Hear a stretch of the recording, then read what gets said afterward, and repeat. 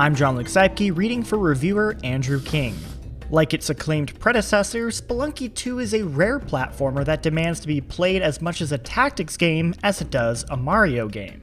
As you learn, or relearn, how to survive, success requires a willingness to think 3 moves ahead. Some tiles are booby-trapped to shoot arrows as you leap through their line of sight. Some vases summon a relentless ghost when smashed. Some pottery hides snakes and tarantulas. You really shouldn't even move from your initial spawn point without pausing for a moment to pore over every treacherous inch of the screen. Spelunky 2 resembles the opening level of the first game, at least at first. You have a whip, you have some bombs, and you have a rope you can toss into the ceiling to climb to otherwise inaccessible heights. The creatures you encounter, like bats, snakes, and spiders, will be familiar too. But from there, the game quickly bushwhacks its way into unfamiliar territory. There are robots that turn into bombs when you stomp a button on their heads, mechanical ladybugs that spray fire from their outstretched wings, and relentless cavemen with boomerangs.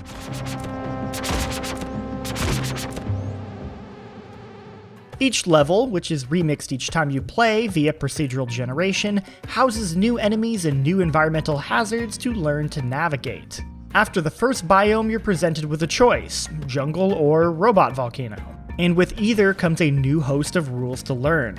All of this is rendered in the same expressive cartoon style as its predecessor.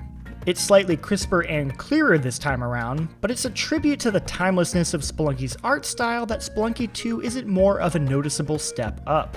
The controls match the art's precision. Developer Mossmouth has added some quality of life tweaks. You can now run by default and need to hold a button to slow down instead of the other way around. But mostly, the team didn't mess with a good thing. The highest praise I can heap on Spelunky 2 is that, in a game where you need to land jumps on tiny spits of land, leap above spike pits, and skirt pools of lava, I never felt like my death was the game's fault. Some things take getting used to, sure, but once you get the hang of things, Spelunky 2 offers near-perfect platforming. It doesn't feel as buoyant as some of its genre contemporaries. Instead, Spelunky 2 feels grounded. Your jump won't take you very high, and your puny whip necessitates getting close to enemies. The game's many traps, unpredictable procedurally generated world, and punishing fall damage mean that the longer you spend airborne, the less likely you are to make it back to the ground in one piece. Spelunky 2's ever-present sense of danger encourages you to make careful, calculated decisions. If you take the time to analyze the screen before choosing your next move, getting there is usually easy. I often thought deeply about where to go, but that was the hardest part.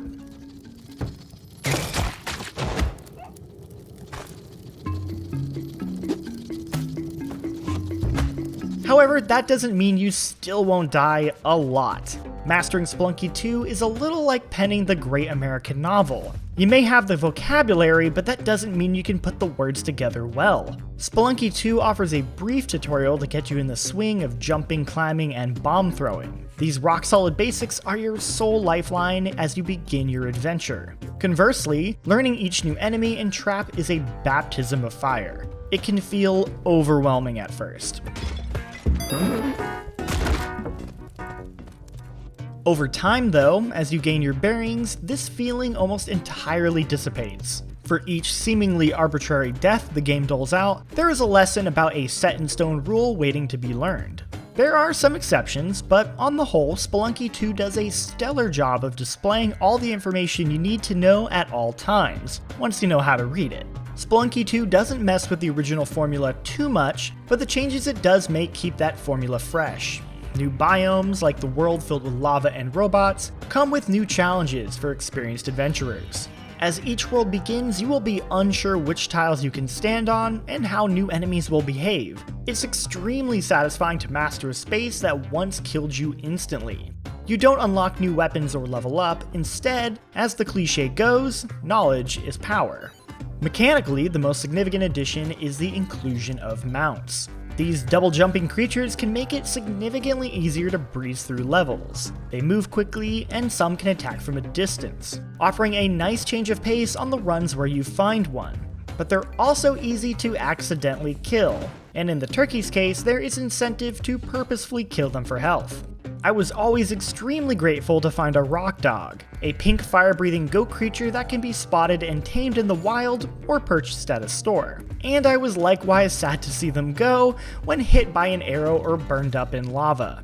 A major positive to their addition is that they can tank that damage for you, effectively granting you another hit point, and in some cases, a second life.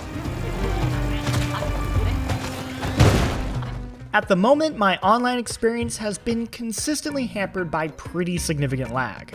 It's a shame because rushing through Spelunky 2 with strangers is a terrific zany time, and a great way to experience the later levels before you're skilled enough to reach them on your own. Mossmouth has already pushed out several updates since launch, so hopefully the lag improves over time. The most damning thing I have to say about Spelunky 2 is that it mostly feels like more Spelunky. The new mechanics, like mounts, and the new stage themes feel right at home. To me, Spelunky 2 seems familiar. Obviously, this isn't a bad thing. The first Spelunky is a fantastic game, and Spelunky 2 improves on its formula. Making the best version of Spelunky possible is a worthy goal, but Spelunky 2 suffers a little from the lack of ambition beyond that. Despite the great time I'm having with this game, my excitement is tempered slightly by the nagging feeling that this is mostly just a better take on the original design rather than an ambitious, entirely new thing. At least, that seems to be the case right now. The original Spelunky's proc-gen depths hid secrets that took time for its avid community to discover. So it's possible that Spelunky 2 has secrets of its own that I have yet to find, and they could push the game in a different direction from its predecessor. Spelunky 2 is a successful evolution of what made the original Spelunky work. The tight controls, impressive use of procedural generation, expressive art style, and interesting stage themes are better than ever here. But the more notable changes in how we play and talk about this game will likely happen in the coming months as players discover the heart of the game and the deep, dark depths we aren't yet even aware exist.